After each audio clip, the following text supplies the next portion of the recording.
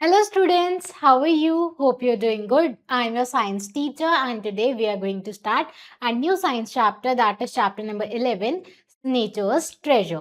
तो इस चैप्टर में हम देखेंगे नेचर के खजाने को। नेचर ने हमें कितनी सारी चीजें दी हैं जैसे प्लांट्स, वाटर, एयर और इन्हीं सब रिसोर्सेज को आज हम इस चैप्टर में डिस्कस करने वाले हैं। Fine, so let's start this chapter.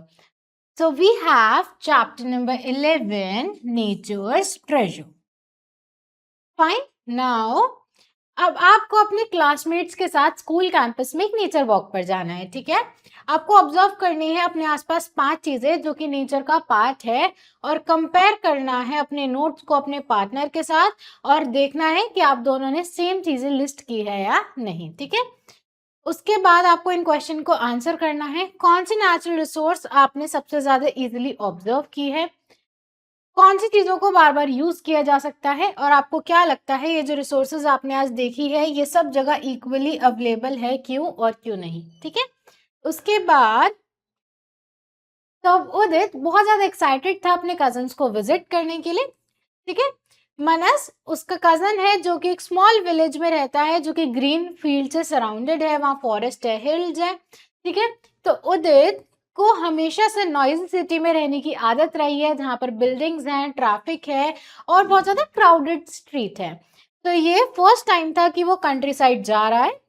जैसे ही वो वहां पर पहुंचा, बस से नीचे उतरा, उदित ने गहरी सांस ली और बोला कि वाओ पापा, यहाँ का जो एयर है बहुत ज्यादा फ्रेश है. और वो स्माइल करके बोलने लगा.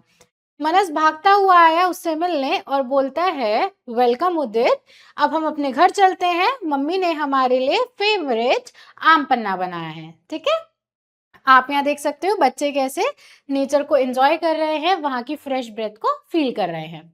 नाउ तो जब वो घर जा रहे थे उदित ने आसपास देखा कि कितनी ज्यादा ग्रीनरी है, यहाँ पर बर्ड्स चिप कर रही है, बटरफ्लाईज उड़ रही हैं. तो मनस बोलता है ये जो विलेज है फुल ऑफ लाइफ है. ठीक है, यहाँ पर ट्रीज, बर्ड्स, इंसेक्ट और वाइल्ड एनिमल्स हैं जो कि फॉरेस्ट में या आसपास के एरियाज में रहते हैं. यहाँ की जो सॉइल है इतनी रिच है कि यहाँ सब तरीके के फ्रूट्स और वेजिटेबल्स ग्रो कर सकते हैं. सनलाइट प्लांट्स को हेल्प करती हैं ग्रो करने में और वार्म रहने में भी. ठीक है, उसके बाद जब वो घर पहुंचे उदित काम और हैप्पी फील करने लगा. उसके आसपास सब चीजें पीसफुल फील करने लगी, अलाइव फील करने लगी. और उस शाम जो बॉयज थे वो वरांदा में बैठे हुए थे मनस के घर पर. ठीक है, जो मनस की मदर है वो उनके लिए लेकर आती है सिपिंग ड्रिंक्स. ठीक है, उसकी बड़ी माँ. नाउ बड़ी माँ, why is village so different from city, asked Udit. तो उदित पूछता है बड़ी माँ ये जो विलेज है ये सिटी से इतना अलग क्यों है, इतना डिफरेंट क्यों है. तो बड़ी माँ स्माइल करती है, बोलती है ये जो प्लेस है यहाँ पर नेचर के बहुत सारे ट्रेजर हैं और fresh air, fertile soil, clean water, bright sunlight और बहुत सारे ट्रीज और एनिमल यहाँ की लाइफ को पॉसिबल बनाते हैं और कंफर्टेबल बनाते हैं. फाइन, नाउ अब वो बोलते हैं कि जितने भी नेचर के गिफ्ट्स हैं बहुत ज्यादा इंपॉर्टेंट है सब लिविंग बींग्स के लिए. तब उदित नॉट करता है और बोलता है हम पानी पीते हैं, यहाँ पर वेजिटेबल्स ग्रो करते हैं, ट्रीज हमें शेड, फूड और ऑक्सीजन देते हैं. ठीक है, तो बड़ी माँ बोलती हैं यस. उसके बाद ट्रीज शेल्टर भी प्रोवाइड करते हैं, सिर्फ हमें ही नहीं बल्कि बर्ड्स और इंसेक्ट्स को भी. सनलाइट प्लांट्स को खाना बनाने में हेल्प करती है, सॉइल जो है प्लांट की रूट को सपोर्ट करती है, क्लीन एयर हमें हेल्दी रखती है. बिना इन नेचुरल ट्रेजर्स के हमारी जो अर्थ पर लाइफ है वो पॉसिबल नहीं हो पाती और हमें इनकी केयर करनी चाहिए क्योंकि ये जो ट्रेजर हैं ये हमारी केयर करते हैं. ठीक है, तो उदित ने अब एक मोमेंट के लिए सोचा कि उसको नहीं पता था कि यहाँ आसपास सारी चीजें इतनी ज्यादा कनेक्टेड है. और बड़ी माँ बोलती है दैट्स राइट, हम सब नेचर का एक पार्ट है. ठीक है, तो सबसे पहले हम नेचर के ट्रेजर को पढ़ रहे हैं और वो ट्रेजर है एयर. ठीक है, तो आपको अपनी आईज कुछ सेकंड्स तक बंद करनी है कि आप अपने आसपास एयर फील कर सकते हो. एयर हमारे आसपास सब जगह प्रेजेंट है, हम एयर को देख नहीं सकते हैं पर एयर फिर भी स्पेस ऑक्यूपाई करता है और एयर का कुछ मास होता है. ठीक है, उसके बाद हम एयर की प्रेजेंस तब फील कर सकते हैं जब हम अपने आसपास कुछ मूवमेंट ऑब्जर्व करें. ठीक है, जो लीफ की रसलिंग है, जो कपड़े उड़ते हैं हवा में और जो पतंग उड़ती है आसमान में, या फिर जो विंड साइंस क्या करती हैं, रिंग करती है, या फिर एक ओपन बुक के पेजेस का फ्लटर करना सब एग्जाम्पल है कि एयर हमारे आसपास प्रेजेंट है और मूव करता है, वो मोशन में है, ठीक है। उसके बाद एयर बहुत ज्यादा इंपॉर्टेंट है हमारी अर्थ पर लाइफ के लिए, ठीक है। अब अर्थ के अराउंड एक थिक एयर है, एक थिक ब्लैंकेट है एयर का, जिसको हम बोलते हैं एटमॉस्फेयर। एटमॉस्फेयर जो है सभी लिविंग बींग्स के सर्वाइवल के लिए बहुत ज्यादा जरूरी है, ठीक है। तो एयर क्या है, एयर मिक्सचर है गैसेस का। कौन सी मेन गैसेस प्रेजेंट है एयर में, नाइट्रोजन जो कि 78% प्रेजेंट है, उसके बाद ऑक्सीजन जो कि लगभग 21% पोर्शन फॉर्म करता है, और जो रिमेनिंग पार्ट है उसमें बाकी गैसेस हैं जैसे आर्गन, कार्बन डाइऑक्साइड और कुछ बाकी गैसेस, ठीक है। आप यहाँ पर देख सकते हो 78% नाइट्रोजन है, 20.9% क्या है, ऑक्सीजन है, और उसके अलावा बाकी गैसेस हैं। Fine. Now composition of air. Even though हम ऑक्सीजन को नहीं देख सकते हैं, ऑक्सीजन बहुत ज्यादा जरूरी है लाइफ के लिए। ह्यूमंस और एनिमल्स को ऑक्सीजन चाहिए सरवाइव करने के लिए। प्लांट्स भी ऑक्सीजन का यूज करते हैं रेस्पिरेशन के टाइम, और जब फोटोसिंथेसिस कर रहे होते हैं तो वो ऑक्सीजन को रिलीज करते हैं। हम कुछ दिनों तक फूड के बिना या वाटर के बिना सरवाइव कर सकते हैं, पर हम कुछ मिनटों के बाद ऑक्सीजन के बिना सरवाइव नहीं कर पाएंगे, ठीक है। Then we have an activity.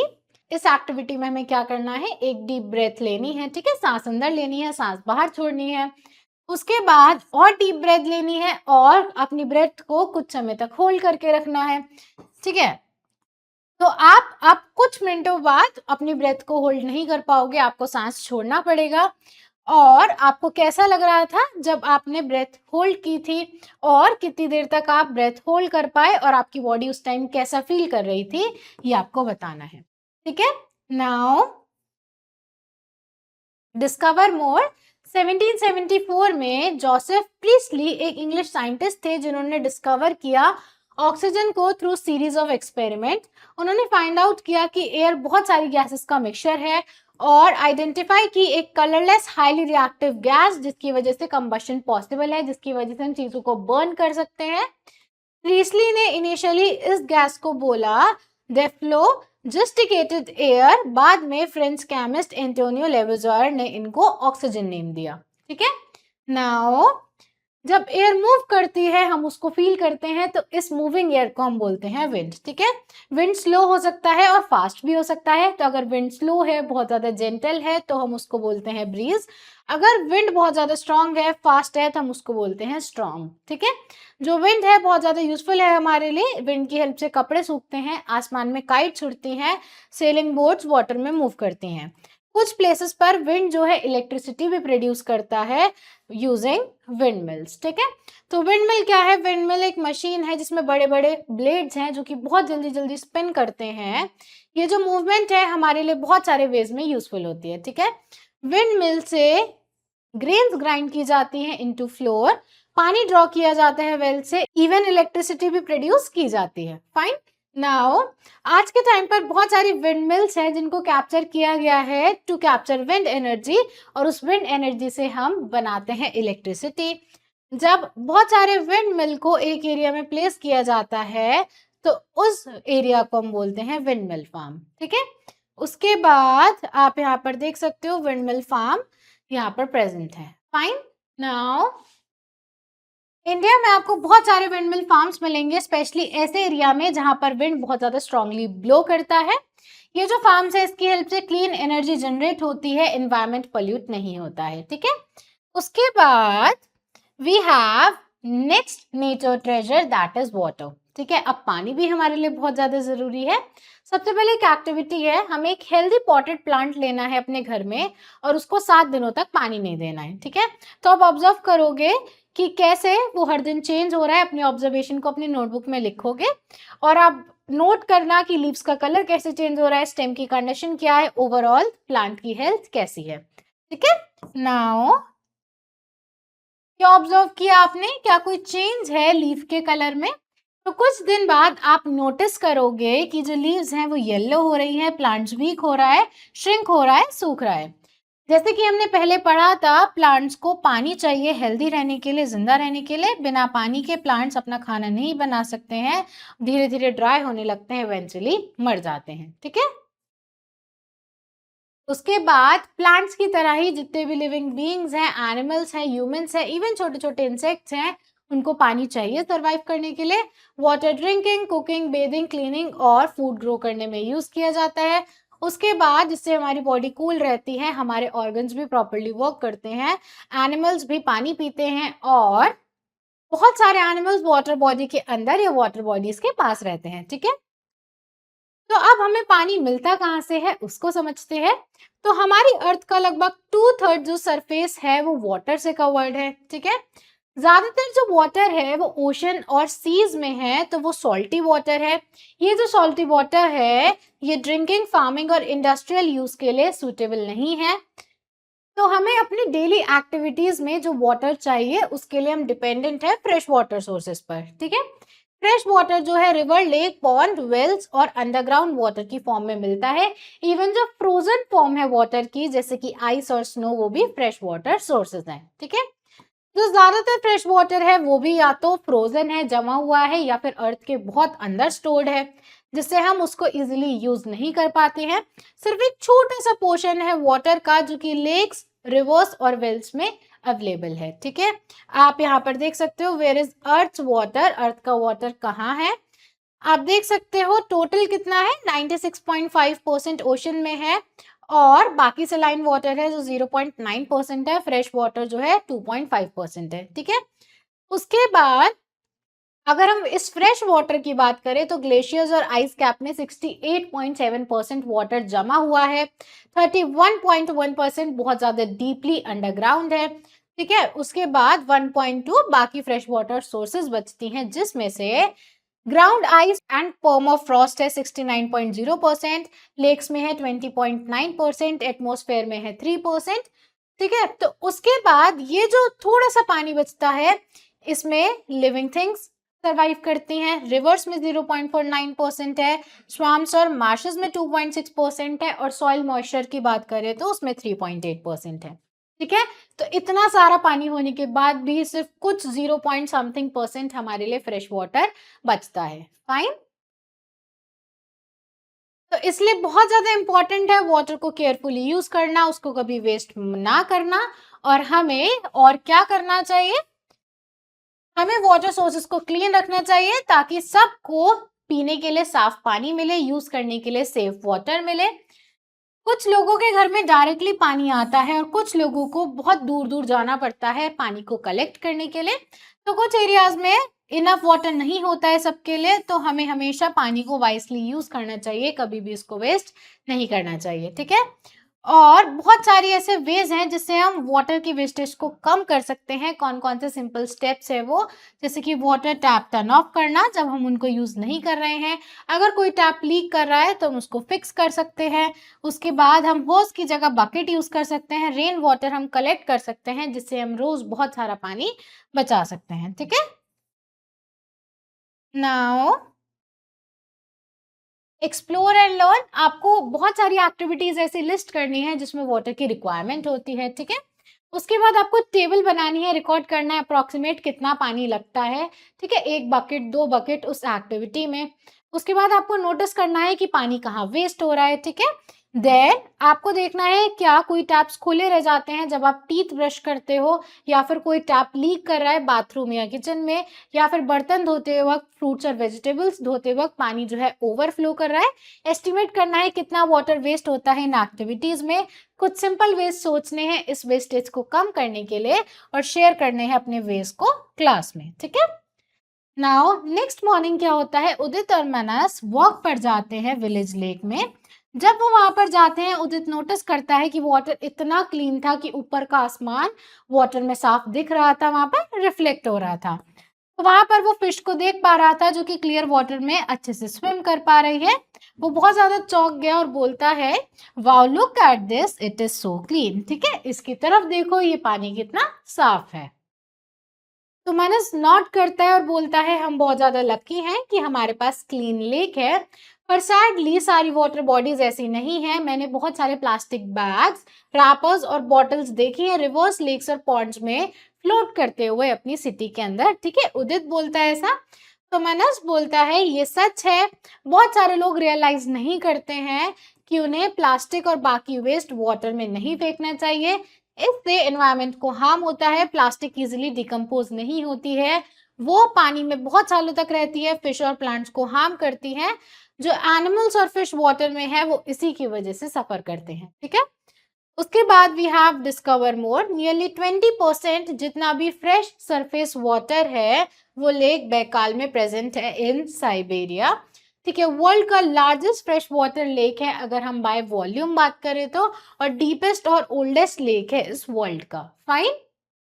Now उदित की तरह आपने भी ऐसे प्लास्टिक बैग्स, रैपर्स और बॉटल्स देखी होंगी रिवर्स, लेक्स और पॉन्ड्स में फ्लोट करते हुए। हम पॉल्यूट करते हैं वाटर को जब हम उसमें रबिश फेंकते हैं। वाटर पॉल्यूट होता है जब हमारे घरों से, फैक्ट्री से वेस्ट डंप किया जाता है रिवर्स और ड्रेन्स में। इससे जो वाटर है डर्टी होता है, अनसेफ बनता है ह्यूमंस के लिए, एनिमल्स के लिए और प्लांट्स के लिए। कुछ ह्यूमन एक्टिविटीज जो कि वाटर पॉल्यूशन कॉज करती है वो कौन सी है?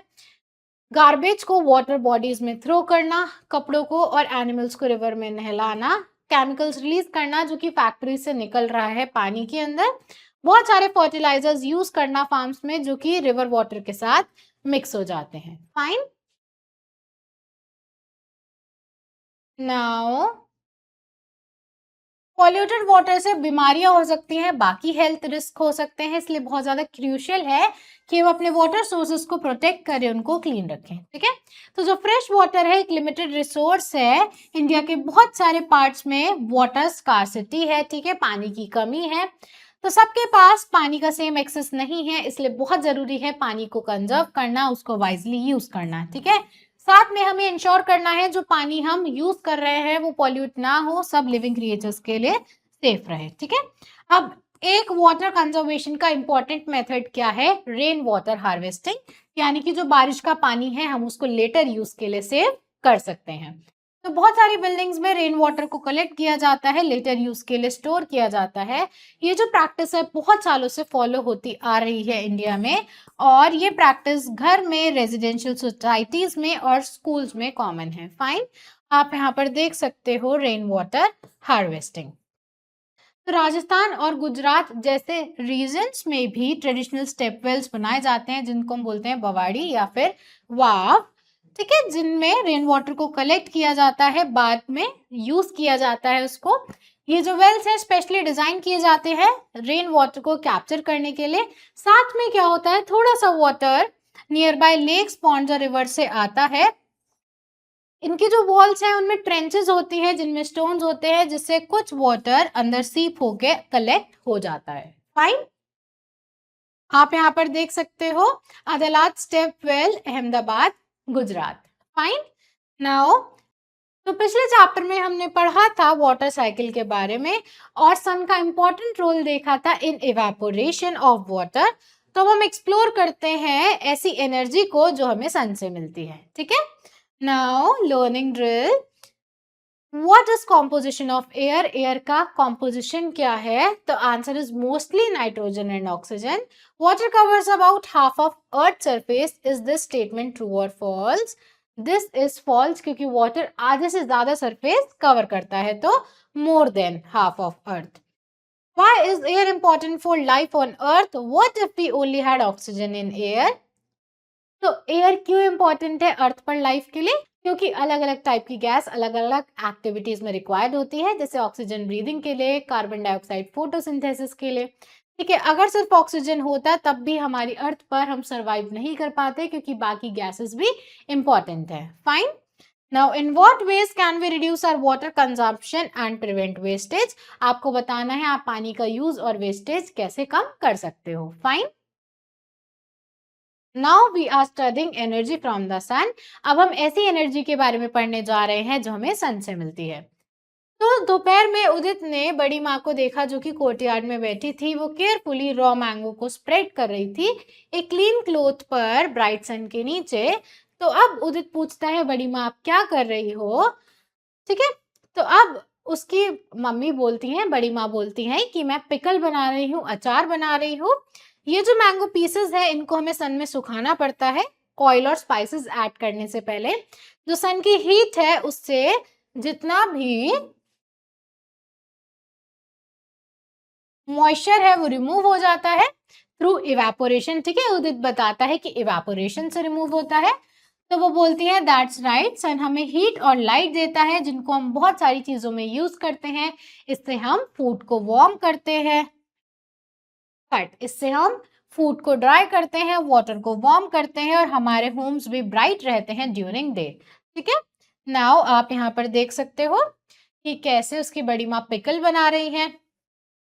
अब वो बोलती है क्या तुम्हें पता है जो सन है वो प्राइमरी सोर्स है हमारी अर्थ पर एनर्जी की, ठीक है। जितनी भी लाइफ है हमारी अर्थ पर उसको जो प्राइमरीली एनर्जी मिल रही है वो सन से मिल रही है। बिना सन के कोई प्लांट, कोई एनिमल, कोई ह्यूमन सरवाइव नहीं कर पाता। जितने भी लिविंग बीइंग हमारी अर्थ पर है वो डिपेंडेंट है सन पर किसी ना किसी तरीके से। हम यूज करते हैं सन की हीट और लाइट को बहुत सारी एक्टिविटीज में, तो आपको कुछ ऐसी एक्टिविटीज सोचनी है, ठीक है। तो सन के हीट और लाइट के क्या क्या यूजेस हैं। सबसे पहले तो कपड़े धोने के बाद जल्दी सूख जाते हैं। उसके बाद चिलीज, पापड्स और फ्रूट्स भी सनलाइट में ड्राई किए जाते हैं। हमारे होम वार्म रहते हैं ड्यूरिंग विंटर और हमारे घरों को, क्लासरूम को लाइटिंग मिलती है ड्यूरिंग डे, ठीक है। अब प्लांट्स जो है अपना खुद का खाना बनाते हैं यूजिंग सनलाइट। इस प्रोसेस को बोलते हैं हम फोटोसिंथेसिस। तो जब गोट ग्रास खाती है तो उसको वो एनर्जी मिल रही है जो ओरिजिनली प्लांट ने ली थी उस ग्रास को फॉर्म करने के लिए, ठीक है। तो इवन दो जो गोट है डायरेक्टली सनलाइट यूज नहीं कर रही है पर इनडायरेक्टली उसको एनर्जी सन से ही मिल रही है, ठीक है। नाउ अब हर सुबह जब सन राइज करता है तो सन सिर्फ लाइट ही नहीं लेकर आता है बल्कि ऐसी एनर्जी लेकर आता है जिससे हमारी अर्थ पर लाइफ सपोर्टेड है, ठीक है। हमारी अर्थ पर हम सरवाइव कर पा रहे हैं।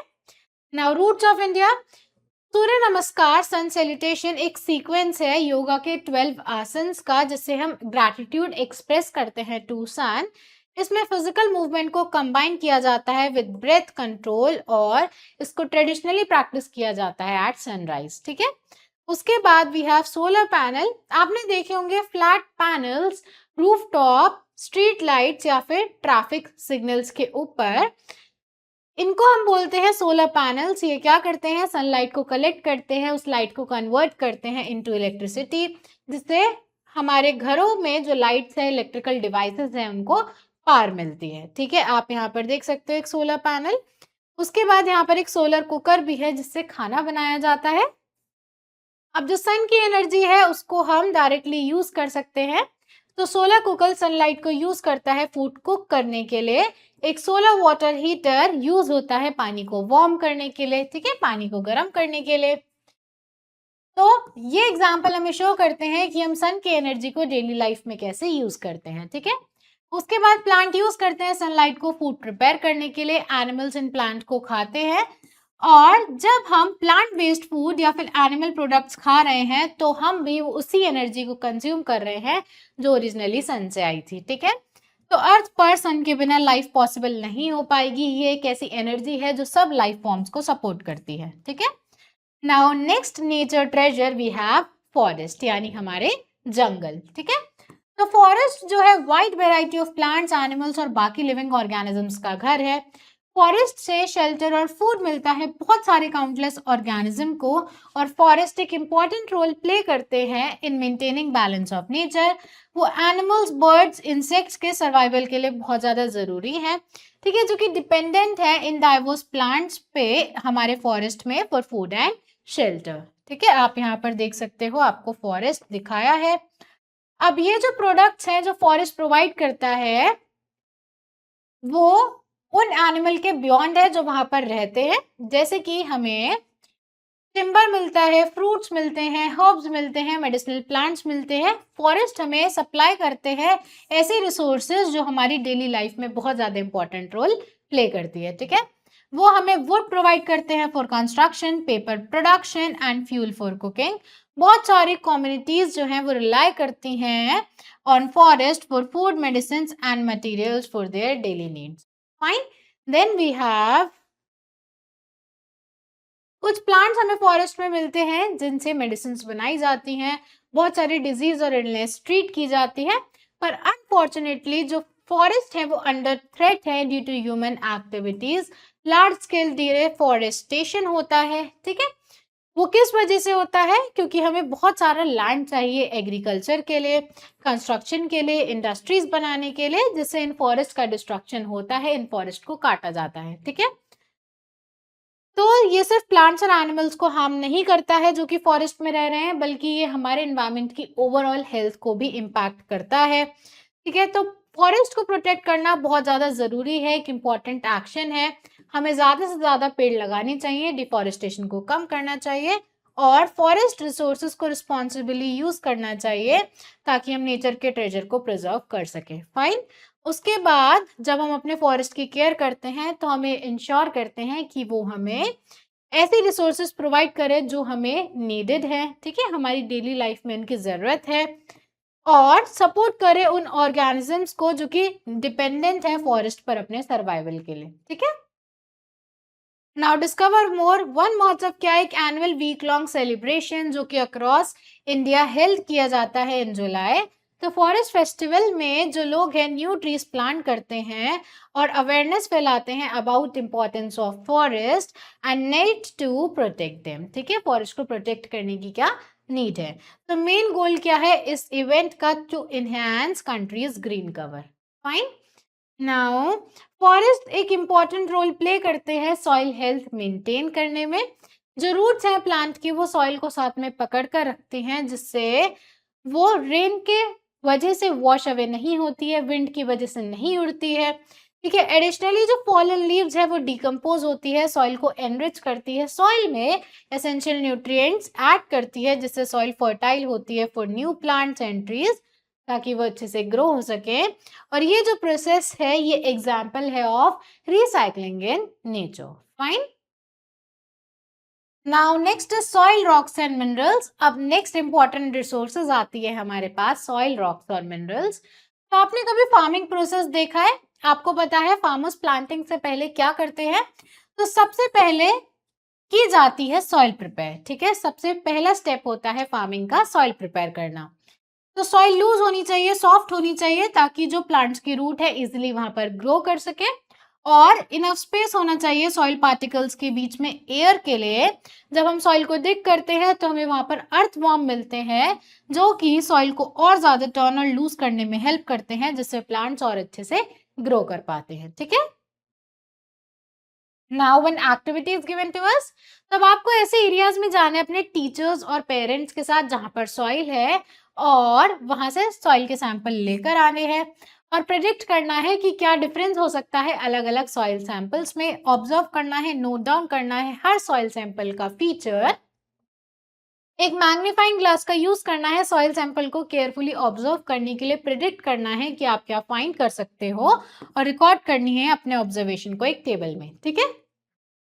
तो आपने जो गेस किया था कि आपको सॉइल में क्लोजली देखने पर वही चीजें मिली, क्या आपने अलग अलग कलेक्टेड सॉइल सैंपल में कोई डिफरेंस देखा, और क्या आपने और डिटेल्स को देखा through a magnifying glass as compare to जो सिर्फ आप अपनी आईज से देखने की कोशिश कर रहे थे। सॉइल जो है बहुत सारी चीजों से बनी होती है, जैसे सैंड, छोटे छोटे पेबल्स, इवन छोटे छोटे लिविंग ऑर्गेनिज्म जैसे इंसेक्ट्स और वॉर्म्स।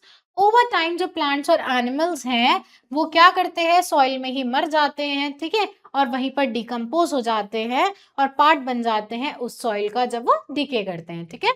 तो सॉइल जो है अलग अलग प्लेसेस में अलग इसलिए दिखती है क्योंकि उसके अंदर जो मटेरियल है वो अलग होते हैं। जैसे कि जो गार्डन की सॉइल है वो एक फॉरेस्ट या पार्क की सॉइल से अलग दिख सकती है। फाइन। अब क्या आपने कभी सोचा है कि सॉइल कैसे बनती है? तो सॉइल फॉर्म होती है रॉक से। ये जो रॉक्स हैं छोटे छोटे पीसेस में टूट जाते हैं, ब्रेकअप हो जाते हैं, और ये होते हैं सनलाइट, रेन, विंड और छोटे छोटे लिविंग ऑर्गेनिजम्स की वजह से, ठीक है। जो छोटे छोटे लिविंग ऑर्गेनिजम्स हैं, इतने सारे फैक्टर्स हैं, इनकी वजह से ही रॉक छोटे छोटे पार्टिकल्स में टूटते हैं, और इस प्रोसेस में हजारों साल लगते हैं। ये कोई इंस्टेंट प्रोसेस नहीं है, इस प्रोसेस में लंबा टाइम लगता है। तो बहुत सारी टाइप्स की सॉइल है, कुछ सॉफ्ट होती हैं, कुछ रफ्स होती हैं, कुछ सॉइल जो है क्रॉप ग्रो करने के लिए अच्छी होती हैं, कुछ सॉइल ब्रिक्स और पॉटरी के लिए अच्छी होती हैं, और जो फॉरेस्ट में सॉइल मिलती है वो भी अलग अलग टाइप की हो सकती है, और सॉइल बहुत ज्यादा इंपॉर्टेंट है क्योंकि ये प्लांट्स, एनिमल्स और छोटे छोटे लिविंग थिंग्स को सपोर्ट करती है। ठीक है, अब हम बात करते हैं रॉक्स की। तो रॉक्स यूज किए जाते हैं घर बनाने के लिए, रोड, ब्रिजेस, टेम्पल्स बनाने के लिए, इवन टेबल टॉप्स बनाने के लिए। ठीक है, कुछ रॉक्स जैसे कि स्लेट यूज किए जाते हैं रूफ कवर करने के लिए, जबकि लेटेराइट यूज किया जाता है ब्रिक्स बनाने के लिए। कुछ कॉमन रॉक्स क्या है? ग्रेनाइट, सैंडस्टोन और मार्बल। लोग रॉक्स यूज करते आ रहे हैं बहुत सालों से टू मेक टूल्स जैसे कि एक्सेस और एरोहेड्स। ठीक है, आप यहाँ पर देख सकते हो डिफरेंट टाइप्स के रॉक्स। ठीक है, जैसे ग्रेनाइट से टेबल टॉप बनाया गया है, मार्बल की माइनिंग की गई है, शेल को रूफिंग के लिए यूज किया गया है, और लेटराइट वर्क भी आप यहाँ देख सकते हो। ठीक है, उसके बाद अब ये रॉक्स किन चीजों से मिलकर बने हैं? रॉक्स मिलकर बने हैं मिनरल से। ये जो मिनरल्स हैं बहुत ज्यादा यूजफुल है। ठीक है, मेटल जैसे आयरन, कॉपर, गोल्ड, एल्यूमिनियम भी मिनरल से मिलती है। इससे बहुत सारी चीजें बनाई जाती है जैसे car, jewellery, machines, even mobile phones. एक फोन में छोटे से अमाउंट में गोल्ड, सिल्वर, कॉपर और बाकी मिनरल्स भी होते हैं। ठीक है, जैसे कि आप यहाँ देख सकते हो डिफरेंट टाइप्स ऑफ मिनरल्स आपको दिखाए हैं। फाइन, नाउ रॉक्स जो है उनको फॉर्म होने में बहुत लंबा टाइम लगता है, इसलिए हमें उनको वाइजली यूज करना चाहिए, उनको वेस्ट या फिर ओवर यूज नहीं करना चाहिए। पर ये रॉक्स और मिनरल्स हम तक कैसे पहुंचते हैं, कैसे इनको एक जगह से दूसरी जगह ले जाया जाता है यूजिंग ट्रेन, ट्रक, शिप्स। ये जो व्हीकल्स हैं ये फ्यूल यूज करते हैं जैसे पेट्रोल और डीजल, जिसको अर्थ से ऑब्टेन किया जाता है। तो अब हम इनके बारे में और चीजें पढ़ते हैं। Fine, so we have fossil fuels. तो उदित जो है वापस आ रहा था सिटी से आफ्टर स्पेंडिंग। अब उदित अपने हॉलीडे स्पेंड करके वापस सिटी में आ रहा था। ठीक है, तो जब वो रास्ते में रुका उसने बस स्टॉप पर देखा एक पेट्रोल पंप। ठीक है, बाहर देखते वक्त वो देख रहा था कुछ इंटरेस्टिंग चीजें उसने नोटिस करी, जैसे different vehicles different filling station की तरफ मूव कर रहे थे। कुछ पेट्रोल की तरफ मूव कर रहे थे, कुछ डीजल्स और कुछ सीएनजी स्टेशन की तरफ। ठीक है, तो वो बहुत ज़्यादा क्यूरियस हो गया और सोचने लगा कि व्हीकल्स को डिफरेंट फ्यूल्स क्यों चाहिए, ये फ्यूल्स कहाँ से आते हैं। आप यहाँ पर देख सकते हो अलग अलग स्टेशंस हैं फ्यूल के लिए। अब बस अगेन स्टार्ट हो गई। उदित ने अपनी टीचर से नेक्स्ट डे पूछा तो उसकी टीचर एक्सप्लेन करती है कि पेट्रोल और डीजल सबसे कॉमन फ्यूल है जो कि कार, बसेस, ट्रक्स और बाकी व्हीकल्स में यूज किए जाते हैं, और इनको निकाला जाता है एक ब्लैक लिक्विड की फॉर्म में जिसको हम बोलते हैं पेट्रोलियम। ठीक है, अब petroleum along with natural gas and coal क्या कहलाता है? Fossil fuel. उदित ने अपनी टीचर को केयरफुली सुना और टीचर ने कंटिन्यू किया, जो फॉसिल फ्यूल्स है वो तब बनते हैं जब बहुत सारे प्लांट्स और एनिमल्स जो कि हमारी अर्थ पर बहुत साल पहले रहते थे वो मर गए। ठीक है, और बरी हो गए अंडरग्राउंड। ओवर टाइम प्रेशर और हीट की वजह से वो फ्यूल्स में बदल गए जैसे पेट्रोलियम, कोल और नेचुरल गैस। ठीक है, उन्होंने ये ऐड किया कि नेचुरल गैस को यूज किया जाता है for cooking and making electricity, और इसको एज अ फ्यूल यूज किया जाता है इन सम व्हीकल्स आल्सो जैसे सीएनजी। ठीक है, और सीएनजी की क्या फुल फॉर्म है? Compressed natural gas. सीएनजी से कम पॉल्यूशन होता है एज कंपेयर टू पेट्रोल और डीजल। कोल जो है दूसरा फॉसिल फ्यूल है, ब्लैक और हार्ड होता है, इलेक्ट्रिसिटी बनाने के लिए यूज होता है। इंडिया में बहुत सारे प्लेसेस में हमें मिलता है। तो पास्ट में लोग ज्यादातर यूज करते थे coal, wood, dung cakes for cooking, पर आज के टाइम में लोग यूज करते हैं एलपीजी यानी लिक्विफाइड पेट्रोलियम गैस। ठीक है, और नेचुरल गैस जो कि कम स्मोक प्रोड्यूस करती है और हमारी हेल्थ के लिए भी अच्छी होती है। ठीक है, आप यहाँ देख सकते हो कोल, पेट्रोल और नेचुरल गैस। अब टीचर ऐड करती हैं जो फॉसिल फ्यूल्स हैं वो एंडलेस नहीं है। फॉसिल फ्यूल्स को फॉर्म होने में मिलियंस ऑफ ईयर्स लगते हैं, पर हम फ्यूचर के बारे में ना सोचकर उनको जल्दी जल्दी यूज कर रहे हैं। तो एक दिन ऐसा भी आ सकता है कि ये सारी चीजें खत्म हो जाएंगी और हमारे पास कुछ नहीं रहेगा। ठीक है, उन्होंने ये भी ऐड किया कि फॉसिल फ्यूल के बर्न करने पर स्मोक और कार्बन डाइऑक्साइड रिलीज होता है जो कि एयर को पॉल्यूट करता है, और अगर इन फ्यूल्स को ज्यादा यूज किया जाए तो हमारा एयर डर्टी होता है, उससे पॉल्यूशन कॉज होता है। ठीक है, नाउ तो हम क्या कर सकते हैं? सुमित ने पूछा। तो उनकी टीचर बोलती है कुछ सिंपल चीजें हम कर सकते हैं टू सेव फॉसिल फ्यूल्स, जैसे कि अगर हमें आसपास जाना है तो हम पैदल चल के जा सकते हैं, साइकिल लेकर जा सकते हैं, व्हीकल्स को दूसरों के साथ शेयर कर सकते हैं, बस, ट्रेन और बाकी पब्लिक ट्रांसपोर्ट का यूज कर सकते हैं।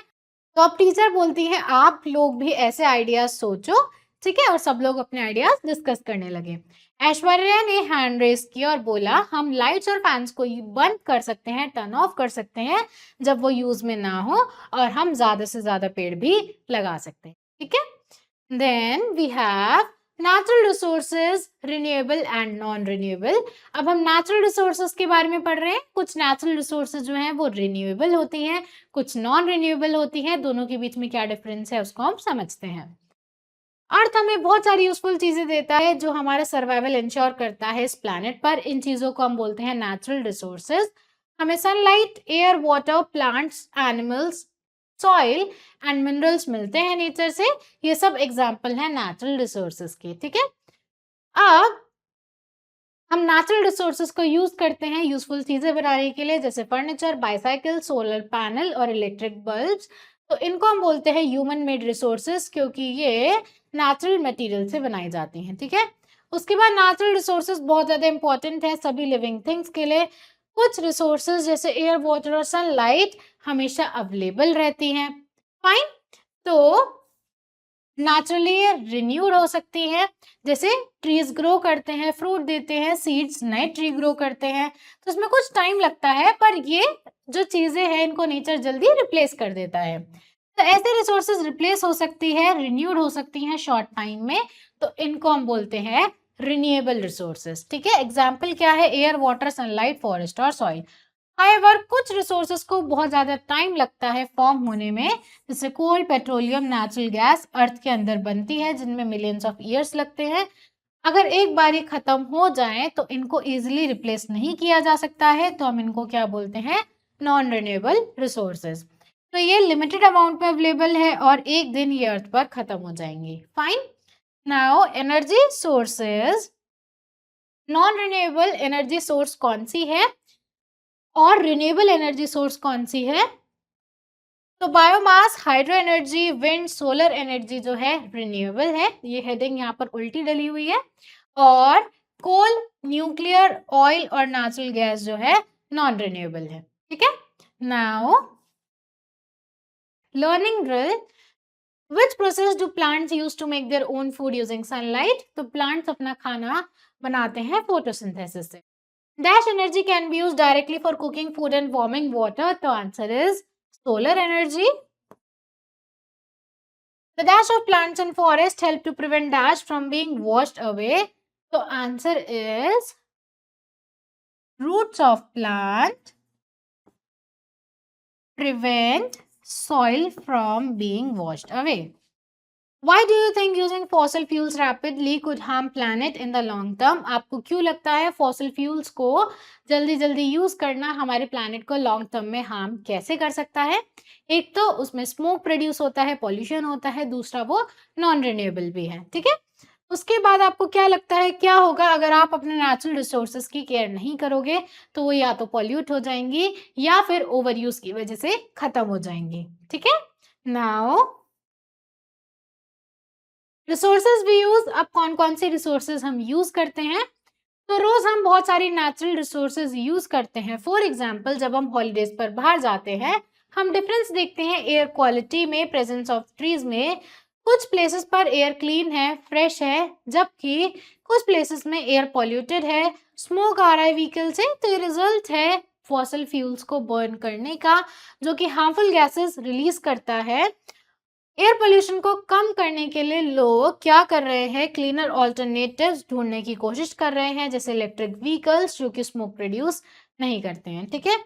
उसके बाद कुछ वेज जिससे हम एयर पोल्यूशन को कम कर सकते हैं, इलेक्ट्रिक व्हीकल्स यूज करना इंस्टेड ऑफ पेट्रोल या डीजल पार्ट कार्स।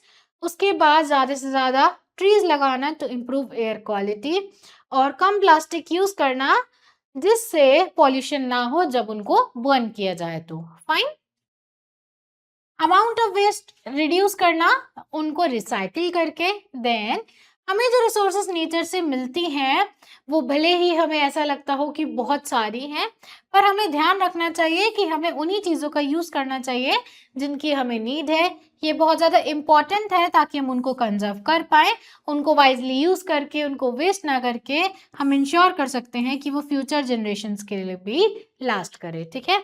उसके बाद हमें ध्यान रखना है, महात्मा गांधी ने एक बार कहा था, अर्थ के पास सारी चीजें हैं for everyone's need but not for everyone's greed, यानी कि सबकी जरूरतों के लिए चीजें हैं, किसी के लालच के लिए चीज नहीं है। फाइन।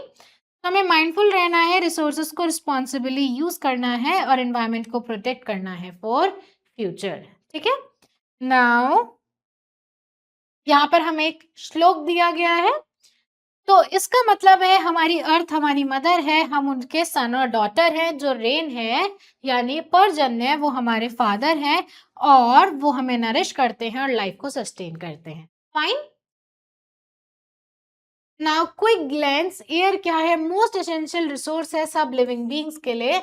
हम क्लीन एयर के बिना सरवाइव नहीं कर सकते हैं, और जैसे हम फूड और वाटर के बिना सरवाइव नहीं कर सकते हैं। मूविंग एयर को हम बोलते हैं विंड। रेन वाटर हार्वेस्टिंग एक ऐसा प्रोसेस है जिसमें रेन वाटर को कलेक्ट किया जाता है, स्टोर किया जाता है फॉर फ्यूचर यूज, जिससे पानी कंजर्व होता है और नेचुरल वाटर रिसोर्सेज पर डिपेंडेंसी भी कम हो जाती है। उसके बाद फॉसिल फ्यूल जो है नेचुरल एनर्जी सोर्सेज हैं, जैसे कोल, ऑयल और नेचुरल गैस, जो कि फॉर्म होते हैं डेड प्लांट्स और एनिमल्स के रिमेन से ओवर मिलियंस ऑफ ईयर्स। उसके बाद जो रिसोर्सेज हमें सरवाइव करने के लिए चाहिए वो नेचर हमें प्रोवाइड करती है। ये जो रिसोर्सेज हैं इनको हम बोलते हैं नेचुरल रिसोर्सेज, ठीक है। उसके बाद ह्यूमन मेड रिसोर्सेज ऐसी रिसोर्सेज हैं जो लोगों ने बनाई हैं अपनी नीड्स को सेटिस्फाई करने के लिए। रिन्यूएबल रिसोर्सेज ऐसे रिसोर्सेज हैं जिनको रिप्लेनिश किया जा सकता है, रिस्टोर किया जाता है, रिन्यू किया जाता है through natural processes with in a reasonable amount of time. उसके बाद नॉन रिन्यूएबल रिसोर्सेज लिमिटेड है नंबर में, इनको हम इजिली कम टाइम में रिप्लेनिश नहीं कर सकते हैं, ठीक है।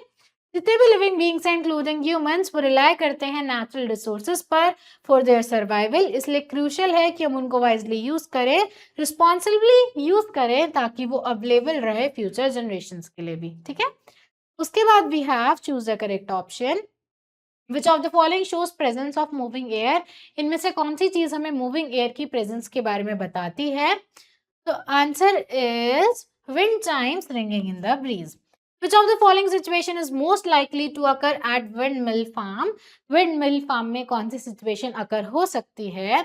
तो answer is electricity being produced using fast moving air. Why should we avoid wasting water even though most of earth is covered with it? हमें पानी को वेस्ट नहीं करना चाहिए even though हमारी अर्थ का आधे से ज्यादा हिस्सा पानी से ही कवर्ड है। ऐसा क्यों है? क्योंकि कम अमाउंट में वाटर जो है वो फ्रेश है और इजीली एक्सेसिबल है, बाकी सारा सॉल्टी है। Which of the following activities contributes to water pollution? कौन सी एक्टिविटी वाटर पोल्यूशन को कॉन्ट्रीब्यूट करती है? तो answer is releasing chemicals from factories into rivers. What is primary function of solar panel? Solar panel का primary function क्या है? तो answer is to convert sunlight into electricity. Then, why is soil important for life on earth? जो soil है अर्थ पर life के लिए क्यों important है? क्योंकि ये प्लांट, एनिमल और छोटे छोटे लिविंग ऑर्गेनिज्म को सपोर्ट करती है। Then fill in the blanks. Air is mixture of gases. Main gas in air is nitrogen. ठीक है, नाइट्रोजन मेन गैस है जो कि 78% एटमोस्फेयर का फॉर्म करती है। A gentle wind is called a breeze, while strong and fast wind is called a storm. Dash is found in rivers, lakes, ponds, wells, underground water and in frozen form. The answer is fresh water.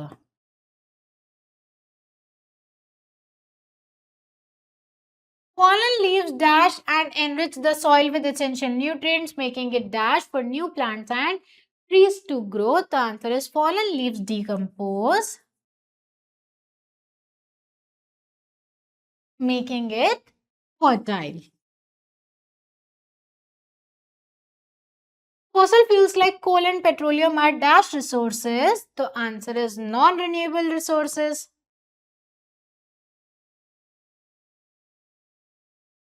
Natural gas is used for dash and making electricity. The answer is used for cooking. Then answer in one word. Name the machine that uses wind to produce energy, grind grains and pump water. The answer is windmills. What is practice of collecting and storing rainwater for later use called? The answer is rainwater harvesting.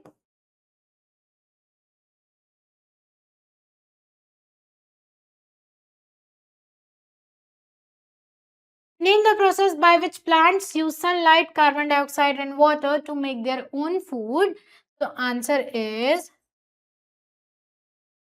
photosynthesis. Then name the process of clearing large areas of forest for agriculture, urban development or other human activities. The answer is deforestation.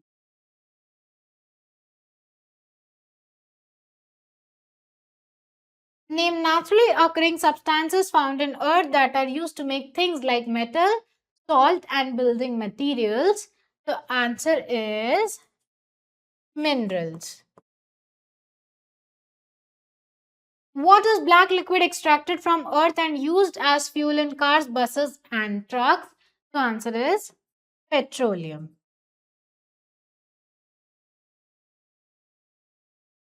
So class, that's all for today. I hope you understood this chapter. Now we will meet in our next video. Thank you everyone.